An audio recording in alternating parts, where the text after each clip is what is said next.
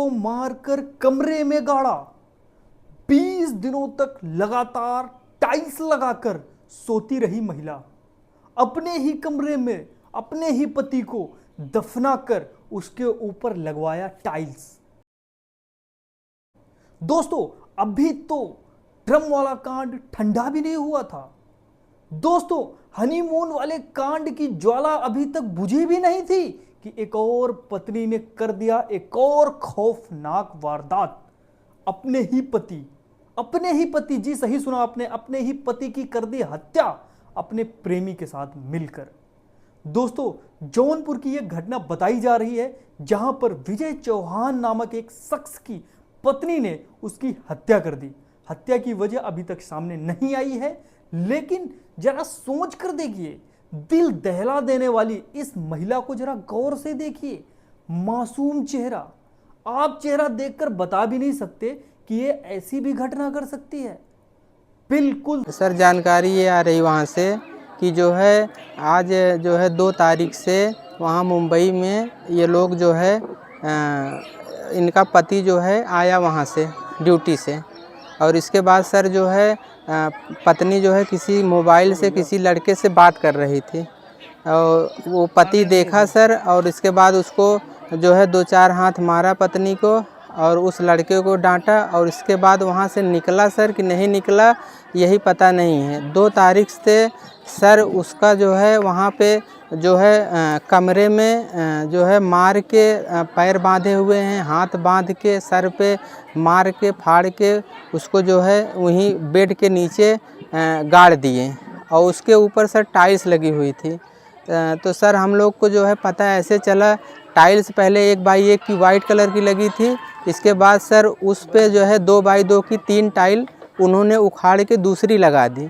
तो हम लोग सर वहाँ हमारे इनके भाई गए और जो है वहाँ चेक किए, तो वो टाइल्स जो है दूसरी दिखी। तब वो लोग सर सुबह खुदाई करने लगे, तो सर उसमें से बदबू आया, तब वहाँ से पुलिसकर्मी और सब आए। सर वहाँ जांच चल रही है और उनकी लाश मिली हुई है। अभी वो बाहर नहीं आए हैं, वो लोग समय दिए हैं सर 6 बजे तक। दोस्तों, विजय चौहान की पत्नी ने उसकी हत्या कर दी। घटना को अंजाम मुंबई में दिया गया। मुंबई से लेकर जौनपुर तक कोहराम मच गया, हाहाकार मच गया। उसका एक पुत्र भी था जिसकी उम्र मात्र 6 वर्ष। आज के 8 साल पहले शादी हुई थी, दोनों मुंबई में रह रहे थे। 2 जुलाई को उसके पति विजय चौहान ने उसके ही पड़ोसी मोनू के साथ उसको बात करते हुए रंगे हाथों पकड़ लिया था, जिसके बाद दोनों में अनबन हुई और उसी दिन से विजय चौहान गायब है। बहुत दर्दनाक तरीके सर मारे हैं। वो लड़की नहीं पकड़ी गई है सर अभी लड़की का पता ही नहीं है किधर गई। उसके साथ एक छोटा सा बच्चा है 6 साल का सर, वो विजय चौहान का लड़का है, उसको भी लेके गायब है वो मोनू चौहान दोनों। क्या लगता है कि दोनों जो मिलकर मार कर गाड़ दिए हैं? सर यही तो वहाँ के लोग जो है कॉलोनी के जो आसपास के लोग हैं सर यही बता रहे हैं कि जो है उसकी पत्नी और मोनू प्रजापति ये दोनों मिल के सर और किसी को बुला के उसी कमरे में मार के गाड़े हैं सर, यही सूचना बता रहे हैं।